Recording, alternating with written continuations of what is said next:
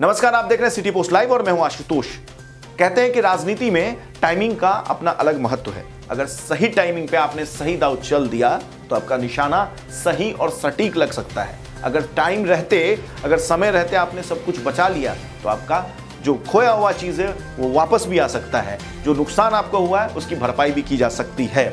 अब ये सारी बातें मैं इसलिए कह रहा हूं क्योंकि पिछले कुछ दिनों में जो एनडीए की राजनीति देखने को मिली है वो इस बात की ओर संकेत करता है।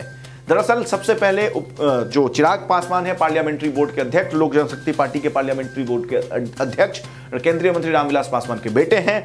उन्होंने टाइमिंग को देखते हुए, सही समय देखते हुए केंद्रीय वित्त मंत्री अरुण जेटली और प्रधानमंत्री मोदी को एक पत्र लिखते हैं। पत्र के माध्यम से वो पूछते हैं कि नोटबंदी से जो फायदा हुआ वो देश को बताएं, जो 2 सालों में फायदा हुआ है। उसके साथ ही वो युवा और रोजगार के मुद्दे पर भी प्रधानमंत्री मोदी से सवाल करते हैं। इतना ही नहीं, वो राहुल गांधी की तारीफ भी करते हैं एक राष्ट्रीय चैनल के कॉन्क्लेव में। इसके साथ ही वो ये तक ट्वीट कर डालते हैं कि अगर एनडीए जल्द से जल्द सीट शेयरिंग का फॉर्मूला जो पेंच फंसा हुआ नहीं सुलझाया तो इससे एनडीए को नुकसान हो सकता है। दरअसल इस सभी के पीछे एक टाइमिंग है। टाइमिंग यह है कि जिस तरीके से उपेंद्र कुशवाहा अलग हुए एनडीए से, उन्होंने महागठबंधन का दामन थामा, इससे कहीं ना कहीं भारतीय जनता पार्टी पर एक राजनीतिक दबाव था। और इसके साथ ही 3 प्रदेशों में जिस तरीके से कांग्रेस की सत्ता वापसी हुई, तो इन सभी बातों को मिलाकर के अगर देखें तो कहीं ना कहीं भारतीय जनता पार्टी पर एक पॉलिटिकल प्रेशर था, जिसका फायदा उठाते हुए चिराग पासवान ने अपना दांव फेंक दिया और उनका दांव अब सही और सटीक जगह पर लगता हुआ नजर आ रहा है। दरअसल चिराग पासवान की पार्टी लोक जनशक्ति पार्टी की तरफ से 7 सीटों की मांग की जा रही थी, जिसमें से 6 सीटें लोकसभा की थी और 1 सीटें जो है वो राज्यसभा की सीटें थी। अब जो खबर है उसके अनुसार रामविलास पासवान की पार्टी, चिराग पासवान की पार्टी, दोनों पिता पुत्र की पार्टी है। लोक जनशक्ति पार्टी की ये मांगे मानी जा सकती है, यानी कि 6 सीटें लोकसभा और 1 सीटें राज्यसभा की दी जा सकती है भारतीय जनता पार्टी की तरफ से लोक जनशक्ति पार्टी को। दरअसल भारतीय जनता पार्टी भी जिस तरीके से चिराग पासवान ने अपने तेवर दिखाए, उसके बाद फ्रंट फुट पर आकर अपने आप को, अपने गठबंधन को बचाने के लिए कूद पड़े, आला नेता कूद पड़े। कल जिस तरीके से भारतीय जनता पार्टी के राष्ट्रीय अध्यक्ष अमित शाह, वित्त मंत्री अरुण जेटली ने चिराग पासवान और रामविलास पासवान से मुलाकात की, उससे पहले भूपेंद्र यादव ने 20 मिनट तक इन दोनों ही आला नेताओं से मुलाकात की थी, दोनों पिता पुत्र की जोड़ी से। इसके बाद आज लगभग 3 बार अरुण जेटली की मुलाकात हुई है चिराग पासवान से।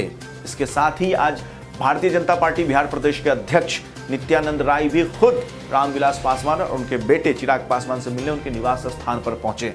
हम आपको बताने कि हमारे बड़े भाई, हम तो हमेशा सर, वो तो बड़े भाई हैं ही सर, लेकिन मुलाकात जो हुई है सर, मुलाकात जो हुई है सर, वो कैसी? धन्यवाद मुलाकात जो सब लोगों को। सकारात्मक सब कुछ ठीक है, पॉजिटिव है, एनडीए में सब कुछ ठीक है, ऑल इज वेल है। एनडीए तो आप तो हमेशा ऑल इज वेल बोलते रहेगा, ऑल इज वेल है। तो वहीं जब ये मुलाकात का सिलसिला आला नेताओं का खत्म हुआ, उसके बाद चिराग पासवान ने मीडिया से बात की। मीडिया से बात करते हुए हालांकि उन्होंने कुछ विस्तार से बताया नहीं, लेकिन हाँ, उनकी बॉडी लैंग्वेज से ये बातें साफ झलक रही थी कि उनकी जो मांगे हैं वो कहीं ना कहीं मान ली गई है। कमोवेश कुछ समझौते के साथ ये मांगे मान ली गई है। और जिस तरीके से उन्होंने मीडिया से बात की, उन्होंने क्या कहा मीडिया से, वो हम आपको सबसे पहले सुनाते हैं, उसके बाद फिर हम आगे बात करेंगे। बातचीत अभी चल रही है। मैंने जैसा कहा कि सही समय आने पर अनाउंसमेंट भी हो जाएगा। बातचीत अगले 1-2 दिन के अंदर अनाउंसमेंट हो जाएगा चिराग। देखिए, मेरी तो उम्मीद है और पहले हो जाना चाहिए।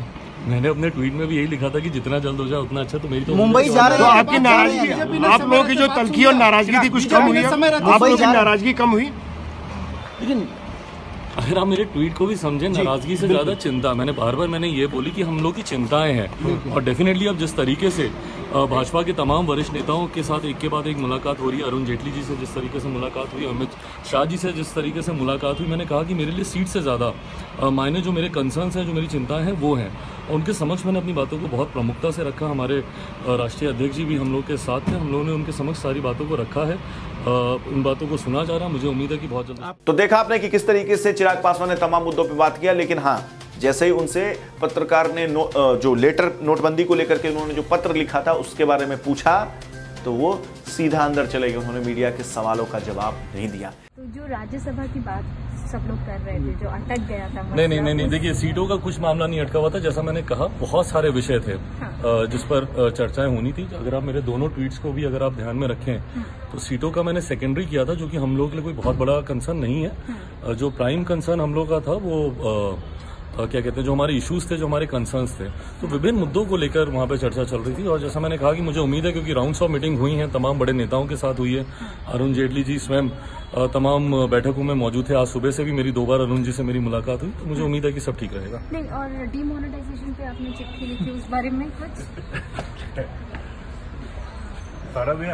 इसका साफ अर्थ ये लगाया जा सकता है कि अब समझौता कहीं ना कहीं हो गया है और अब एनडीए में सब कुछ ठीक होने की संभावनाएं हैं।